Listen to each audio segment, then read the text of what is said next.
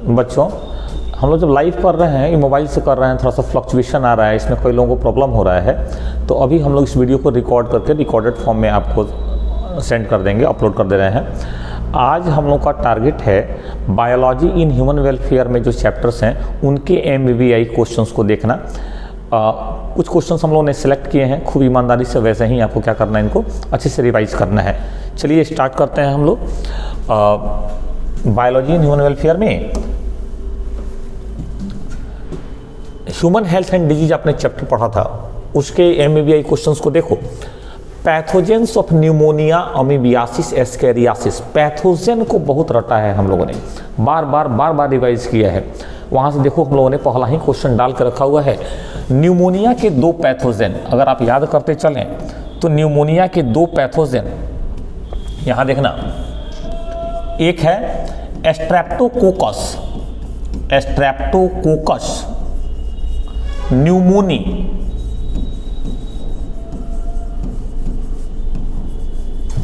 Streptococcus pneumoniae, और दूसरा Haemophilus इन्फ्लुएंजे। ये दोनों आप लोगों को याद ही होगा। स्ट्रेप्टोकोकस न्यूमोनी और हेमोफिलस इन्फ्लुएंजा, ये दोनों किसके पैथोजन, किसके रोगाणु हैं? न्यूमोनिया के। अमीबियासिस का अगर बात किया जाए, इधर लिख देता हूं, तो अमीबियासिस का पैथोजन तो सबको ही पता होगा, एंटोमीबा हिस्टोलिटिका। एंटोमीबा हिस्टोलिटिका किसका रोगाणु है? अमीबियासिस का, अमीबिया पेचिस का। और एस्केरियासिस का रोगाणु अगर लिखा जाए तो ये तो होता है एस्कैरिस, या फिर इसी को हम लोग राउंड वर्म कहते हैं। ठीक है ना? जितने भी रोग हैं, संक्रामक रोग, सबके रोगाणुओं को तेजी से दोहरा जाइएगा। चलिए अगला है क्वेश्चन हम लोग का मलेरिया से रिलेटेड। ध्यान रखना, ये आपकी बार के लिए बड़ा इंपॉर्टेंट है, मलेरिया और टाइफाइड दोनों। ठीक है, तो मलेरिया में अगर पैथोजेन का बात करो, अगर रोगाणु का बात करो, तो ये प्लाज्मोडियम, ठीक है ना? अब प्लाज्मोडियम के 4 स्पीसीज के बारे में हम लोग पढ़े थे। Plasmodium oval, Plasmodium vivax, Plasmodium malariae और प्लाज्मोडियम फैल्सीपेरम। बताए थे कि प्लाज्मोडियम फैल्सीपेरम से ही मैलिग्नेंट मलेरिया होता है। चलो अब क्या है ना कि प्लाज्मोडियम अपने किस स्टेज में हमारे में इन्फेक्शन, हमारे में संक्रमण उत्पन्न करता है? तो प्लाज्मोडियम के जो स्पोरोजोइट्स होते हैं, याद करना, हंसुआ के आकृति के स्पोरोजोइट्स, वही क्या करते हैं? हमारे में इन्फेक्शन, हमारे में संक्रमण उत्पन्न करते हैं। ये स्पोरोजोइट्स हमारे शरीर में, मनुष्य के शरीर में कैसे पहुंचते हैं? तो इनका वेक्टर होते हैं फीमेल मादा एनोफिलीज मॉस्किटो, मादा एनोफिल मच्छर, फीमेल एनोफिलीज मॉस्किटो या मादा एनोफिल मच्छर। देख रहे हैं, इनका लाइफ साइकिल भी देख जाना। प्लाज्मोडियम का लाइफ साइकिल भी आप क्या करेंगे? नोट्स से देख जाएंगे। ठीक है ना? एक फिर यहां पर बात आती है कि आखिर हमारे शरीर में जब मलेरिया होता है तो क्या आखिर शरीर में ऐसा निकलता है विषाक्त पदार्थ जिसके चलते हमको कंपकंपी होती है और तेज बुखार चढ़ता है? तो हम लोग बोले थे कि जब आरबीसी फटते हैं, हमारे ब्लड में आरबीसी जब फटते हैं तो उनसे हेमोजोइन नाम का एक टॉक्सिक या विषाक्त पदार्थ निकलता है और इसी के चलते हमको कंपकंपी होती है और तेज बुखार होता है। ये मलेरिया का इंपॉर्टेंट लक्षण भी है। ठीक है, मलेरिया के अगर कंट्रोल का बात करें तो एक फिश है गम्बूसिया, इसको जरूर याद करके रखिएगा। ये जो गम्बूसिया मछली है, नहीं, ये क्या करती है? मॉस्किटो के, मच्छर के लार्वा को खा जाती है और इसके चलते मच्छर नियंत्रित रहते हैं। और भी सारे जो तरीके आपको बताए हैं मॉस्किटो कंट्रोल के, मच्छर नियंत्रण के, वेक्टर कंट्रोल के, उनको भी आप क्या करेंगे? याद रखेंगे। चलो यहाँ आते हैं जल्दी से टाइफाइड पर। तो टाइफाइड का रोगाणु बताओ। टाइफाइड का रोगाणु हो गया साल्मोनेला साल्मोनेला टाइफी, याद है आप लोगों को, साल्मोनेला टाइफी, ये टाइफाइड का रोगाणु है, पैथोजेन है। चलो, टाइफाइड ध्यान रखना, कॉन्टामिनेटेड फूड और वाटर से, दूषित भोजन जल से हमारे शरीर में इसके रोगाणु प्रवेश करते हैं, कॉन्टामिनेटेड फूड से, तो ये याद रखिएगा। टाइफाइड में मेनली स्मॉल इंटेस्टाइन, छोटी आंत में संक्रमण होता है। आपको बताया था कि क्या हो सकता है, अगर संक्रमण बढ़ता है तो ब्लड के सहारे ये जो पैथोजेन है साल्मोनेला टाइफी, ये शरीर के दूसरे अंगों में भी जा सकते हैं। टाइफाइड के लिए सबसे इंपॉर्टेंट बात कि इसके लिए एक टेस्ट है स्पेशल, एक जांच है इसके लिए स्पेशल, जांच है स्पेशल, और उस जांच का नाम क्या है बताओ, विडाल टेस्ट। तो ये बहुत ही इंपॉर्टेंट है कि टाइफाइड के लिए कौन सा टेस्ट करते हैं हम लोग, विडाल टेस्ट करते हैं। बाकी टाइफाइड से के ट्रीटमेंट के लिए हम लोग एंटीबायोटिक, बैक्टीरिया से होने वाला बीमारी है ना, तो एंटीबायोटिक्स का यूज हम लोग कर सकते हैं, ठीक है, या डॉक्टर की एडवाइस से एंटीबायोटिक्स का यूज करते हैं। एक बात का ध्यान रखना, खास करके हिंदी वाले बच्चे, देखिए आप लोगों के रिजल्ट के लिए मैं बहुत मेहनत करता हूँ। आपने जैसी पढ़ाई की है, 2 साल तक आप लगातार मेरे से जुड़े रहे हैं, और आपका रिजल्ट किसी भी तरीके से अगर थोड़ा सा भी 19-20 हो जाए तो बहुत तकलीफ होगी मुझे। आपने पढ़ाई जो की है, आपने तो अंग्रेजी शब्दों का ही यूज करके पढ़ाई की है, अभी क्यों इतना डर रहे हैं आप? हाँ, उतना नहीं डरना है इंग्लिश के शब्दों से, हमने ऐसे ही पढ़ाई की है और हमको ऐसे ही लिखना भी है, ठीक है, बिल्कुल से हिंदी में नहीं हमको वापस जाना है, ठीक है। तो ध्यान रखिए, जैसे पढ़ा है आपने, नोट्स में भी आपके ऐसे ही लिखा होगा।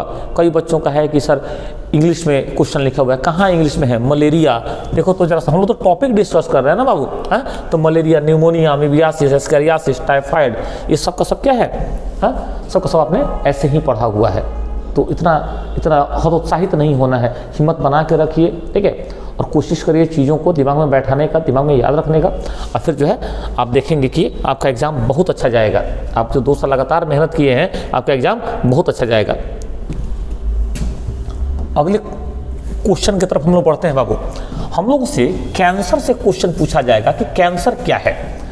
तो कैंसर क्या है याद करिए जरा सा, हमारे अपने ही शरीर की कुछ कोशिकाएं, कुछ सेल्स में अनियंत्रित तीव्र वृद्धि होती है, अनलिमिटेड प्रोलिफरेटेड ग्रोथ बोलते हैं उसको, और उस अनलिमिटेड अनकंट्रोल्ड प्रोलिफरेटेड ग्रोथ के चलते, अनियंत्रित तीव्र वृद्धि के चलते क्या होता है, हमको बीमारी होती है, और उसी बीमारी को, उसी डिजीज को कैंसर कहते हैं। ध्यान रखना, ये नॉन इन्फेक्शियस है, ये संक्रामक नहीं है, ये नहीं फैलता है बीमार आदमी से, ये हेल्दी आदमी को नहीं फैलता है। अब क्या है, इसमें हम लोगों ने पढ़ा है मेटास्टेसिस। तो कैंसर का सेल, मान लो ये कैंसर का सेल है, अगर जहां पर ये बना है बॉडी में, वहां से निकल करके ब्लड के सहारे ये बॉडी के दूसरे पार्ट में पहुंच जाए, तो इसी को हम लोग मेटास्टेसिस कहते हैं। कैंसर के सेल का जो मूवमेंट होता है हमारे बॉडी के अंदर, उसको मेटास्टेसिस कहा जाता है, ठीक है, रिवाइज कर लीजिएगा एक बार। एड्स को थोड़ा डिटेल में देखना है, ठीक है ना। तो एड्स क्या है, ये इन्फेक्शियस है, ध्यान रखना, ये संक्रामक है। एड्स क्या है, संक्रामक है, इन्फेक्शियस है। एड्स जिस पैथोजन से होता है, ध्यान रखना कि वो एक वायरस है, रेट्रो वायरस है वो, और उसका नाम क्या है बताओ, HIV। उस वायरस का ही नाम क्या है, HIV, हाँ, human immuno deficiency virus, HIV नाम है ये, ठीक है। बताया था कि HIV रेट्रो वायरस है, इसमें जेनेटिक मटेरियल क्या होता है, इसमें जेनेटिक मटेरियल होता है RNA। तो ये सब छोटे छोटे क्वेश्चंस हैं, जिन क्वेश्चन के आंसर्स हैं ये, तो उनको ध्यान में रखना है हम लोग को। HIV जो वायरस है वो हेल्दी आदमी के शरीर में कैसे पहुंचता है, तो कोई भी आदमी अगर इन्फेक्टेड है और उसके बॉडी का फ्लूइड किसी भी तरीके से ब्लड के सहारे, फिजिकल टच के सहारे, इंजेक्शन के थ्रू कैसे भी अगर पहुंचता है, तो हेल्दी आदमी जो है उसको ये बीमारी हो जाती है, ठीक है ना। हाँ, इसमें हम लोग बताया था कि घबराने का बात नहीं है, छूने से, साथ खाने से नहीं, इन सारी चीज़ों से ये रोग नहीं फैलता है। अब क्या है ना कि HIV जो एड्स बीमारी है, ध्यान रखना, इसमें क्या है कि जो वायरस है वो हमारे बॉडी के किन सेल्स को, किसको हमारे बॉडी के सेल्स को डैमेज करता है। तो इसमें हमेशा दिमाग रखना कि जो TH लिम्फोसाइट्स होता है ना, helper T lymphocytes, TH lymphocytes को ये क्षतिग्रस्त कर देता है, उनको डैमेज करता है। इसमें क्या होता है, लगातार टीएच लिम्फोसाइट्स का जो संख्या है वो घटता है। नहीं, घटता है तो इसका रिजल्ट क्या होता है, इसका रिजल्ट होता है कि इम्यूनिटी हमारी, प्रतिरक्षा हमारी कमजोर हो जाती है। कमजोर हो जाती है तो बाकी भी और दूसरे तरह के जो बैक्टीरिया, वायरस या फंजाई वगैरह हैं उनका इन्फेक्शन होता है, जिसको हम लोगों ने सेकेंडरी इन्फेक्शन नाम दिया था। और सेकेंडरी इन्फेक्शन से ही कई बार क्या होता है, कई बार क्या, पेशेंट का हमेशा डेथ हो जाता है। ठीक है, ये हम लोगों ने देखा था। इसके बाद से हम लोगों ने एक और बात इसमें कहा था कि बड़ा इंपॉर्टेंट है जानना इस बात को कि एड्स का जांच कैसे करते हैं। तो एड्स का जांच हम लोग एक मेथड से करते हैं जिसको एलिजा कहते हैं। एड्स के जांच के लिए जो हम लोग जो टेस्ट जो कराते हैं वो कौन सा होता है, एलिजा ना, एंजाइम लिंक्ड इम्यूनोसॉर्बेंट, ऐसे इसको कहते हैं। एलिजा एड्स का टेस्ट है, तो ध्यान रख लेना है इसको भी। और भी कुछ छोटी मोटी बातें हैं, नहीं, आरएनए का रेप्लिकेशन वगैरह जो आपको कराया है कॉपी से, वहां से देख लेना है। जैसे वर्ल्ड एड्स डे 1 दिसंबर को हर साल मनाते हैं अवेयरनेस के लिए, जानकारी के लिए। इंडिया में नाको नाम की एक संस्था है, नेशनल एड्स कंट्रोल ऑर्गेनाइजेशन, जो एड्स को लेकर के अवेयरनेस फैलाती है। ये हो गया, यहां से देख लेना है। इम्यूनिटी, प्रतिरक्षा, हिंदी में प्रतिरक्षा, हिंदी में प्रतिरक्षा। इम्यूनिटी क्या है, तो इम्यूनिटी हमारे बॉडी की क्षमता है, हमारे शरीर की क्षमता है, जो क्या करती है, हमको पैथोजन मतलब रोगाणुओं के संक्रमण से बचाती है, उनके इन्फेक्शन से बचाती है, नहीं, या फिर ऐसे जो संक्रामक रोग हैं, इन्फेक्शियस डिजीज, उनसे बचाती है। तो इम्यूनिटी हमारे बॉडी का क्षमता है, कैपेबिलिटी है। अब ये इम्यूनिटी ना दो तरह का होता है, इनेट और एक्वायर्ड, आपने पढ़ा था। इनेट इम्यूनिटी स्वाभाविक प्रतिरक्षा बोलते हैं, एक्वायर्ड इम्यूनिटी उपार्जित प्रतिरक्षा बोलते हैं। ऐसी इम्यूनिटी, इनेट को अगर देखो जल्दी जल्दी में, तो ऐसी इम्यूनिटी हमारे बॉडी की जो हमारे जन्म के समय से है, जो हर तरह के पैथोजन से लड़ती है और हमेशा पैथोजन से बचाने के लिए उपलब्ध रहती है, तैयार रहती है, उसको इनेट इम्यूनिटी कहते हैं। ठीक है ना। इनेट इम्यूनिटी काम कैसे करती है, तो इनेट इम्यूनिटी कई प्रकार के बैरियर्स हैं, रोधिकाएं हम लिखे थे, कई प्रकार के बैरियर्स हैं जिनके सहायता से काम करती है। थोड़ा सा अगर रिवाइज कर लिया जाए बैरियर्स को, तो देखो तो जरा सा, एक बैरियर हम लोग पढ़े थे फिजिकल बैरियर, याद है, शारीरिक रोधिकाएं, फिजिकल बैरियर, इसमें पढ़ा था स्किन, त्वचा और म्यूकस मेम्ब्रेन पढ़े थे, म्यूकस मेम्ब्रेन पढ़े थे। दूसरा बैरियर पढ़ा था फिजियोलॉजिकल बैरियर, फिजियोलॉजिकल बैरियर्स। अब फिजियोलॉजिकल बैरियर्स में कौन कौन सा पढ़ा था बताओ, हम लोगों ने लाइसोजाइम पढ़ा था, और कौन सा पढ़ा था, HCl पढ़ा था, नहीं, इसके अलावा बोला था कि बॉडी टेम्परेचर pH भी पैथोजन को क्या करता है, उसके ग्रोथ को, उसकी वृद्धि को रोकता है।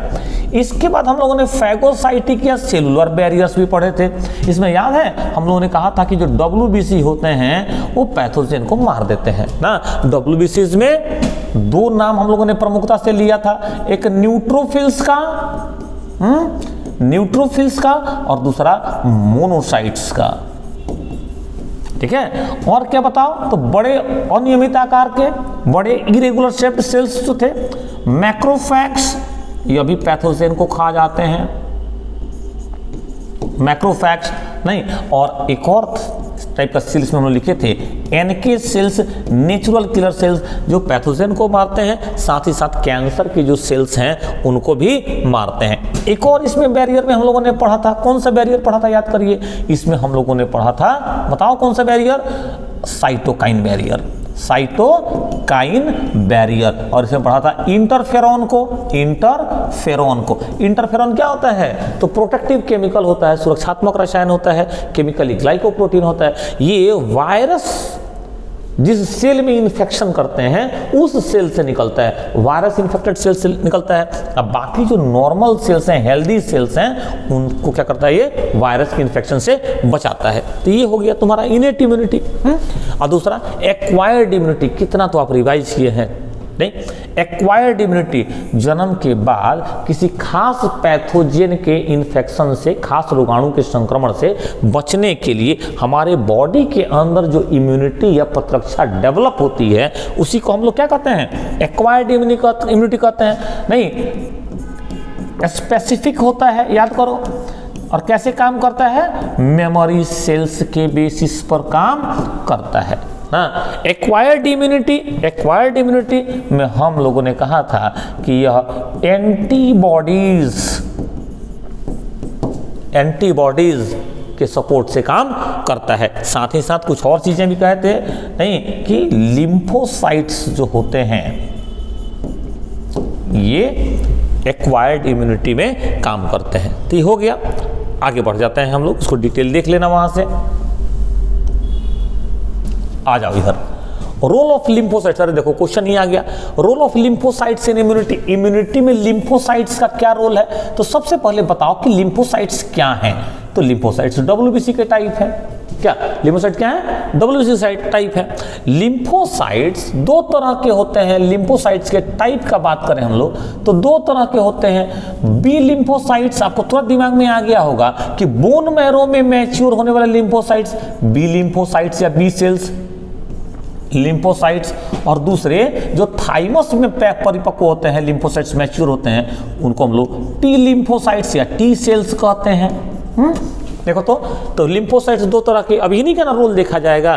तो बी लिम्फोसाइट्स क्या करते हैं? बी लिम्फोसाइट्स एंटीबॉडीज बनाते हैं, याद है ना? बी लिम्फोसाइट्स क्या करते हैं? एंटीबॉडीज बनाते हैं। तो एंटीबॉडी हमारे इम्यूनिटी में उसका रोल है, उसकी भूमिका है। और टी लिम्फोसाइट्स क्या करते हैं? तो टी लिम्फोसाइट्स में विभेदन होता है और कई तरह के सेल बनते हैं। इसमें TH lymphocytes helper T cells हैं, नहीं किलर हैं, किलर टी सेल्स हैं और सप्रेसर टी सेल्स हैं।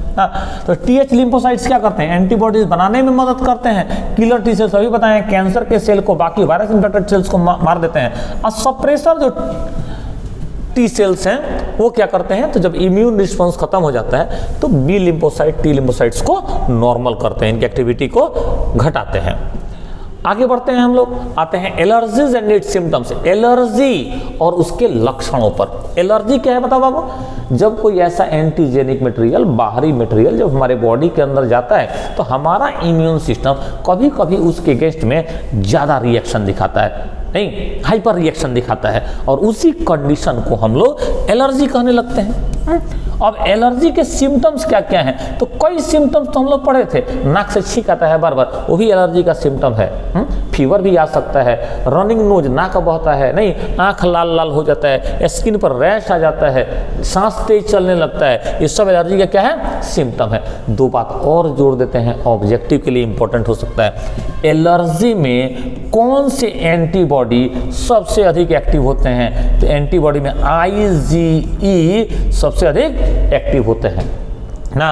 और दूसरी बात, एलर्जी के समय में मास्ट सेल्स जो हैं ये सक्रिय हो जाते हैं और हिस्टामिन बोलो और सेरोटोनिन ये जो केमिकल्स हैं इनका स्राव करते हैं। ठीक है, इसी के चलते हमको एलर्जी होता है। तो एलर्जी को नियंत्रित करने के लिए क्या करते हैं हम लोग? एंटी हिस्टामिन ड्रग्स देते हैं, एंटी हिस्टामिन ड्रग्स देते हैं हम लोग। क्लियर हो गया ये एलर्जी। आते हैं स्ट्रक्चर ऑफ एंटीबॉडी। न जाने कितना बार मैं क्लास में आप लोगों को बोला था कि एंटीबॉडी का स्ट्रक्चर एकदम बना के रखना चाहिए। अभी शॉर्टकट में आपको बता देते हैं। एंटीबॉडीज क्या होते हैं? ग्लाइकोप्रोटीन होते हैं, नहीं जो पैथोजन से हम लोग को बचाते हैं, पैथोजन से लड़ते हैं, उनको मारते हैं। अगर वो कोई टॉक्सिक मटेरियल पैथोजन निकाला है, रोगाणु निकाला है, तो उसके भी प्रभाव को क्या करते हैं? ये समाप्त करते हैं। एंटीबॉडी क्या करते हैं? अगर मान लो कोई पैथोजन का साइज बड़ा है, बैक्टीरिया वगैरह, तो उसी पे लिपट जाते हैं और ये जो मैक्रोफैग्स है, जो फैगोसाइट्स हैं, उनको पहचान करके उनको समाप्त कर देते हैं। इसी को हम लोगों ने ऑप्सोनाइजेशन कहा था। तो ये सारा फंक्शन किसका है? एंटीबॉडी का है ना। एंटीबॉडी 5 तरह के होते हैं, तुरंत तुम्हारे दिमाग में नाम चलने लगा होगा। IgG, IgA, IgM, IgD और IgE। सबसे कम संख्या बताओ? IgG की। सबसे छोटे कौन? IgG। माँ के दूध में कौन सा मिलता है? IgA। एलर्जी में कौन एक्टिव रहता है? IgE ना। और सबसे बड़ा कौन होता है? IgM। याद कर लेना है। चलो स्ट्रक्चर पर आया जाए तो एंटीबॉडी जो कि प्रोटीन होते हैं, तो इनमें 4 पॉलीपेप्टाइड चेन मिलता है। तो 4 पॉलीपेप्टाइड चेन ऐसे हम लोग दिखा देंगे, याद है? ठीक से बनाइएगा, नहीं ये 4 पॉलीपेप्टाइड चेन हो गए। ये जो पॉलीपेप्टाइड चेन है हम लोग को क्या ध्यान में रखना है कि आपस में डाइसल्फाइड बॉन्ड से जुड़े रहते हैं, खुले हुए नहीं रहते हैं, आपस में डाइसल्फाइड बॉन्ड से जुड़े रहते हैं। साफ साफ देख रहे हैं हम लोग कि 2 चेन लंबा है नहीं तो H2 और 2 चेन छोटा है लाइट है तो L2, एंटीबॉडीज को H2L2 भी कहते हैं। नहीं इसके लाइट चेन और हेवी चेन के बीच में आ करके एंटीजन फंस जाते हैं, ट्रैप हो जाते हैं, तो इसको बोलते हैं हम लोग एंटीजन बाइंडिंग साइट। तो क्वेश्चन में पूछा गया कि एंटीजन बाइंडिंग साइट एंटीबॉडी में कहाँ होता है, तो ये लाइट चेन और हेवी चेन के बीच में पाया जाता है। क्लियर हो गया ये बात। चलो आगे बढ़ जाते हैं। देख तो बाबू, कोकीन का स्रोत बताना है। कोकीन हम लोगों ने कहाँ पढ़ा था, याद है कुछ? कोकीन एक बहुत ही स्ट्रॉन्ग एस्टिमुलेंट है। ये क्या है? एक एस्टिमुलेंट है। और एस्टिमुलेंट किसको कहा जाता है? कहता है कि कोई ऐसा ड्रग है जो हमारे एक्टिविटी को बहुत बढ़ा देता है, हमको अलर्ट कर देता है, हमको जागृत कर देता है, हमको एक्टिव कर देता है, तो हम लोग वैसे ड्रग को एस्टिमुलेंट कहते हैं। इसमें एक नाम हम लोगों ने रखा था कैफीन का भी, याद करो, चाय में कॉफी में जो मिलता है। और ये कोकीन तो खतरनाक टाइप का एस्टिमुलेंट है, हाँ? इसका लोग नशा करते हैं। इसका सोर्स क्या है? कैफीन कहाँ से प्राप्त होता है? याद करो ना, कोका प्लांट, इरीथ्रॉक्सीलोन,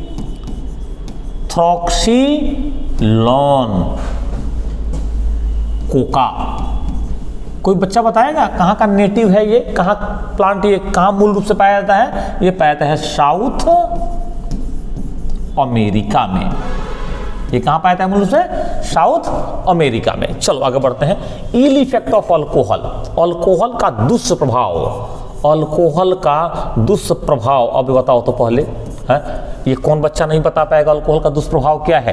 हम लोगों ने बोला था कि शरीर पर दुष्प्रभाव बताना है, बॉडी पर दुष्प्रभाव बताना है हम लोगों को, ठीक है ना?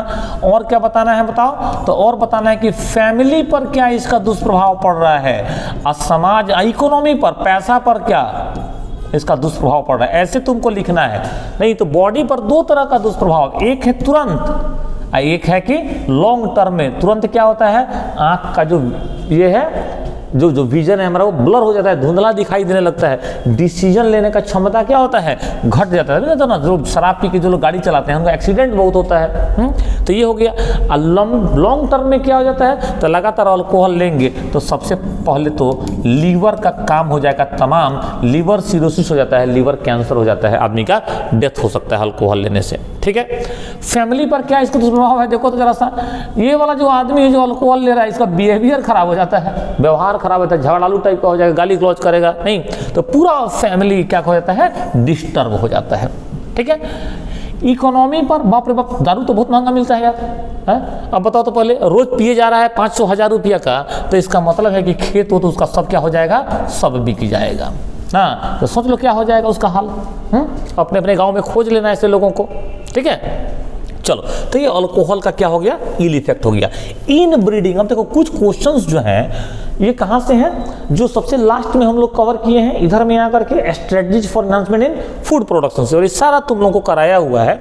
इन ब्रीडिंग का मतलब क्या हुआ कि हम लोग क्या करें, कोई एक ब्रीड, कोई एक नस्ल चुने, किसी एनिमल में, कैटल में ना, एक नस्ल चुन ले, और चुनने के बाद से वो क्या हो? क्लोजली रिलेटेड हो, मतलब बिल्कुल नस्ल भी एक ही है, और वो क्या हो? बिल्कुल निकट संबंधित हो, क्लोजली रिलेटेड हो। और तब क्या किया जाए कि उनमें 4 से 6 जनरेशन तक, 6 पीढ़ी तक क्रॉस कराया जाए, ठीक है? तो ऐसे क्रॉस को ही हम लोग क्या कहते हैं? इन ब्रीडिंग कहते हैं। इन ब्रीडिंग से फायदा क्या है बोलो? हम बताए थे आप लोगों को कि होमोजाइगोसिटी बढ़ता है, होमोजाइगोसिटी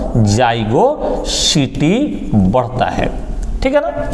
मतलब क्या होता है? प्योर लाइन डेवलप होता है, इससे अच्छे जीन जो हैं, अच्छे जीन एक जगह जमा हो जाते हैं, और जो हार्मफुल रिसेसिव जीन्स हैं, जो हानिकारक जो रिसेसिव जीन हैं, वो अपने आप क्या होते हैं? सब छट जाते हैं इन ब्रीडिंग में। इन ब्रीडिंग का नुकसान भी बताए थे, याद है? इन ब्रीडिंग डिप्रेशन, इन ब्रीडिंग डिप्रेशन, हो गया। इनब्रीडिंग डिप्रेशन अंतः प्रजनन अवसादन बोलते हैं इसको। इसमें क्या होता है, तो जो पशु होते हैं, जो एनिमल होते हैं, जो इनब्रीडिंग से जन्म लेते हैं, तो उनका साइज छोटा हो जाता है, उनकी प्रोडक्टिविटी भी घट जाती है और वो फर्टिलिटी भी उनकी, मतलब प्रजनन क्षमता भी घट जाती है। इसको इनब्रीडिंग डिप्रेशन कहा जाता है। क्लियर हो रहा है ये? आगे बढ़ते हैं। अच्छा चलो, नेक्स्ट क्वेश्चन है पीसी कल्चर। पीसी कल्चर, बाबू फिश फार्मिंग जो करते हैं ना, फिश फार्मिंग, मछली पालन, उसी को क्या कहा जाता है? PC culture. गवर्नमेंट जो है ना लगातार इस फिश फार्मिंग को, मतलब पीसी कल्चर को प्रमोट कर रही है, बढ़ावा दे रही है। क्यों बढ़ावा दे रही है? दो उद्देश्य है। एक तो हमारे भोजन में प्रोटीन बढ़ना जरूरी है, ठीक है ना, कुपोषण के बहुत लोग शिकार हैं, माल न्यूट्रिशन के, तो प्रोटीन बढ़ाना है, इसलिए हम लोग पीसी कल्चर को बढ़ावा दे रहे हैं। और दूसरा, जो फार्मर्स है ना, उनके आय को बढ़ाना है, उनका जो कमाई है उसको क्या करना है? बढ़ाना है। ठीक है, अगला हो गया टिश्यू कल्चर। ये बड़ा इंपॉर्टेंट टॉपिक है।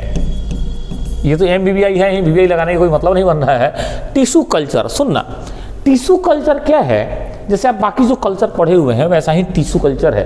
टिश्यू कल्चर में क्या करते हैं हम लोग कि यहाँ पे देखो, पहले समझा देंगे, पहले ये जो चारों जो छोटे जो टॉपिक्स इसके अंदर दिए हुए हैं ना, उनको समझ जाएंगे तो ये बात अपने आप समझ में आ जाएगी। यहाँ पे एक छोटा सा हम लोग लिखे हैं नोट्स के लिए टॉपिक, एक्स प्लांट। कहता है कि प्लांट के अंदर ऐसा ग्रोथ करने वाला टिश्यू, प्लांट का ऐसा भाग जिसके सेल में डिवीजन का, विभाजन का पावर होता है, उसको हम लोग क्या कहते हैं? एक्स प्लांट कहते हैं। ठीक है ना, ध्यान रखना कि एक्स प्लांट हम लोग प्लांट के वैसे पार्ट को कहते हैं जिसमें डिवीजन का पावर होता है, वहां से हम लोग उसको निकाल करके टिश्यू कल्चर में यूज करते हैं। टिश्यू कल्चर पे आएंगे। टोटीपोटेंसी क्या है देखना है। टोटीपोटेंसी, अगर मान लो कोई सेल है, उस सेल से पूरा का पूरा प्लांट, पूरा का पूरा जीव अगर डेवलप हो जाता है, मतलब कि सेल में अगर पूरा का पूरा प्लांट डेवलप करने की क्षमता है, तो इसी क्षमता को, इसी पोटेंसी को, इसी पावर को टोटीपोटेंसी कहते हैं। ठीक है, अब हम लोग आ जाते हैं टिश्यू कल्चर पर। यहाँ देखना क्या करते हैं हम लोग टिश्यू कल्चर में कि लैब में, ध्यान से सुनना, यहाँ पर जरूर बच्चा नहीं पढ़ा है, लैब में, प्रयोगशाला में एक्स प्लांट, मतलब प्लांट का जो वृद्धि करने वाला भाग है, उसको हम लोग न्यूट्रिएंट मीडियम, पोषक माध्यम में डाल देते हैं धीरे धीरे करके। अब इसमें जो पोषक पदार्थ है, न्यूट्रिएंट्स है, उनका यूज ये एक्स प्लांट करता है। और करने के बाद इसके सेल जो है वो डिवाइड करते हैं, ग्रो करते हैं, तो ये धीरे धीरे क्या होता जाता है? बड़ा होते जाता है। देख रहे हो, ये बड़ा हो गया। अब इस स्ट्रक्चर को हम लोग कैलस कहने लगते हैं। इसका नाम क्या बदल कहता है? कैलस। अब क्या है कि धीरे धीरे फिर इस कैलस में रूट स्टेम लीफ, डिफरेंशिएशन होता है, विभेदन होता है, और रूट स्टेम लीफ आने लगते हैं। इससे फायदा क्या होता है कि एक ही जैसे कई प्लांट कम समय में डेवलप हो जाते हैं। पसंद आ रहा है?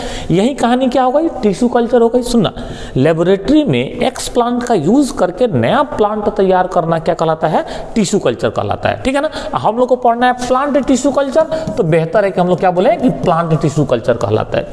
और यही plant tissue culture micro propagation भी कहलाता है। तो माइक्रो प्रोपगेशन या प्लांट टिश्यू कल्चर कोई अलग अलग चीज नहीं है। क्लियर हो गया? ये एक दिया है यहाँ पर प्रोटोप्लास्ट कल्चर, इसको ध्यान से देख लेना बाबू। प्रोटोप्लास्ट कल्चर क्या है? तो प्रोटोप्लास्ट तुम लोग को याद होगा, प्लांट सेल मान लो कोई है, तो प्लांट सेल का तो गुण ही है, इसका कैरेक्टर है कि उसमें सेल वाल मिलता है ना। और हम क्या करते हैं कि दो अलग अलग स्पीसीज के प्लांट का सेल ले लेते हैं, या दो अलग अलग वैरायटी के प्लांट का सेल ले लेते हैं। तो मान लो कि ये दो तरह के स्पीसीज या वैरायटी के प्लांट का सेल हो गया। देख रहे हो? अब पहला काम क्या करते हैं कि केमिकल वगैरह का यूज करके इनका सेल वाल हटा देते हैं। तो मान लो ये बाहर वाला सेल वाल है, इनको हटा दिया, तो अब हमको प्लांट सेल मिला जिसमें सिर्फ क्या है? प्लाज्मा मेम्ब्रेन है, सेल वाल नहीं है। ऐसे ही प्लांट सेल को प्रोटोप्लास्ट कहते हैं। क्लियर हो रहा होगा? ऐसे ही प्लांट सेल को क्या कहा जाता है? प्रोटोप्लास्ट। तो हमारा काम क्या होता है प्रोटोप्लास्ट कल्चर में कि पहले क्या करें? प्रोटोप्लास्ट प्राप्त करें। प्रोटोप्लास्ट क्या है? बिना सेल वाल वाला प्लांट सेल है, लिविंग सेल। अब क्या करते हैं हम लोग? इन दोनों सेल को फ्यूजन कराते हैं, इनका संलयन करा करके एक सेल बनाते हैं, हाइब्रिड सेल बना लेते हैं हम लोग। ठीक है, अब हाइब्रिड सेल का जब कल्चर कराते हैं ना, तो इसी को क्या कहते हैं हम लोग? प्रोटोप्लास्ट कल्चर कहते हैं। इसी का नाम क्या दिया गया बाबू? प्रोटोप्लास्ट कल्चर दिया गया है। ये हो गया होगा क्लियर। आगे बढ़ते हैं, role of microbes in sewage treatment. देखो कितना इंपॉर्टेंट है ये सीवेज ट्रीटमेंट में, ये कितना डिटेल आप लोगों को पढ़ाया गया है। सीवेज ट्रीटमेंट में माइक्रोब्स मतलब सूक्ष्म जीव का क्या भूमिका है, तो याद करो। सीवेज ट्रीटमेंट का मतलब शहर का जो बड़ा बड़ा नाला है उसका गंदा पानी, उस गंदा पानी को मिला देंगे अगर मतलब पानी में, नदी में, झील में, समुद्र में, तो वाटर पोल्यूशन हो जाएगा, पानी गंदा हो जाएगा। तो इसके लिए क्या किया जाता है, पहले सीवेज को साफ किया जाता है, सो सीवेज ट्रीटमेंट बोलते हैं हम लोग। वाहित मल जल उपचार हिंदी में हम लोग लिखे हुए हैं। अब यहाँ देखो सीवेज ट्रीटमेंट पूछ रहा है कि सूक्ष्म जीव का क्या भूमिका है, माइक्रो का क्या भूमिका है। तो सीवेज ट्रीटमेंट को 2 चरणों में पूरा किया जाता है, याद करो। सीवेज ट्रीटमेंट प्लांट में याद है, प्राइमरी ट्रीटमेंट और सेकेंडरी ट्रीटमेंट। प्राइमरी ट्रीटमेंट में हम लोगों ने कहा था कि ये पूरी तरह से फिजिकल प्रोसेस है, याद है, फिल्ट्रेशन और सेडिमेंटेशन, छान लेते हैं बड़े मटेरियल्स को, तैरने वाले मटेरियल्स को, और फिर क्या करते हैं, ले जाकर के एक सेटलिंग टैंक में, प्राइमरी सेटलिंग टैंक में हम लोग बाकी पानी को गिरा देते हैं, तो वहाँ पे सेडिमेंटेशन होता है। तो प्राइमरी ट्रीटमेंट पूरी तरह से फिजिकल ट्रीटमेंट है, और जो सेकेंडरी ट्रीटमेंट है, याद करो, सेकेंडरी ट्रीटमेंट में हम लोग क्या करते हैं, प्राइमरी सेटलिंग टैंक से जो भी गंदा पानी है उसको लेके जाते हैं कहाँ पर, एयरेशन टैंक में। एयरेशन टैंक में बाहर से एयर प्रोवाइड करते हैं, एयर डालते हैं, उसको हिलाते हैं, एजिटेट करते हैं, तो क्या होता है, उसमें जो माइक्रोब्स हैं, उसमें जो सूक्ष्म रहते हैं, किसमें, उस गंदे पानी में, सीवेज के, वो धीरे धीरे करके सीवेज के अंदर के ऑर्गेनिक मटेरियल को, कार्बनिक पदार्थों को खाना शुरू करते हैं। और इसके चलते क्या होता है, इसके चलते जो पानी है उसमें से ऑर्गेनिक मैटर घटने लगता है, ठीक है। और इस तरह से पानी धीरे-धीरे क्या होता है, साफ होने लगता है। समझ में आ गया रोल उसका। आगे बढ़िए, यहां देखो वहीं से क्वेश्चन है बीओडी और फ्लॉक्स भी। देखो सीवेज ट्रीटमेंट में ये वर्ड हम लोग यूज किए थे, बीओडी और फ्लॉक्स। बीओडी क्या होता है, जैसे हम लोग बोले हैं कि सीवेज का पानी मान लो है, ये देखो सीवेज है, पूरा गंदा सा पानी ऑर्गेनिक मैटर वाला। जैसे जैसे माइक्रोब्स, सूक्ष्म जीव, जैसे जैसे ऑर्गेनिक मैटर को, कार्बनिक पदार्थ को खाना शुरू करते हैं एरेशन टैंक में, तो वैसे वैसे क्या होता है बताओ, ऑर्गेनिक मैटर अब उस वाटर में घटता जाता है। अब घटता जाता है तो इसका मतलब है कि जो ऑर्गेनिक मैटर है उसके ऑक्सीकरण, उसके ऑक्सीडेशन के लिए जो ऑक्सीजन का जरूरत है वो भी घटता है, ठीक है। तो इसी को हम लोग कहते हैं कि बीओडी घटता है। बीओडी क्या होता है, घटता है, बायोकेमिकल ऑक्सीजन डिमांड बोलते हैं। किसी भी वाटर बॉडी में उसमें प्रेजेंट, उसमें उपस्थित जो भी ऑर्गेनिक मैटर है, ऑक्सीडेशन लायक जो ऑर्गेनिक मैटर है, उनके ऑक्सीडेशन में बायोडिग्रेडेबल जो मैटर है, जब अब घटनीय, उनके ऑक्सीडेशन में, उनके ऑक्सीकरण में जितना ऑक्सीजन खर्च होता है उसको उस वाटर बॉडी का बीओडी कहते हैं। अगला है फ्लॉक्स। तो ये भी इसी एयरेशन चैम्बर में बना था, एयरेशन टैंक में बना था। फ्लॉक्स क्या है ये बताओ, बैक्टीरिया है, फंजाई का माइसीलियम है, स्लाइम है, ये सब मिल करके ऊन के गुच्छा जैसा ऐसा झुंड बनाते हैं, पास में आ रहा है, और उन्हीं का नाम क्या देते हैं हम लोग, फ्लॉक्स देते हैं।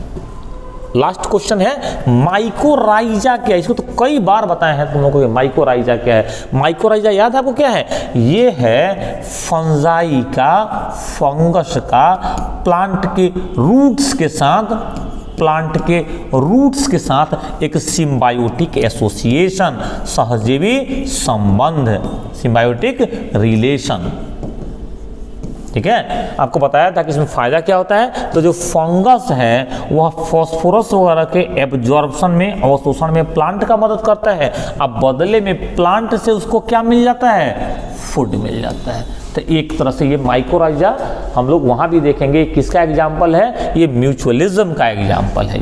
ये म्यूचुअलिज्म का एग्जाम्पल है। इसको हम लोग इकोलॉजी में भी देखा जाएगा।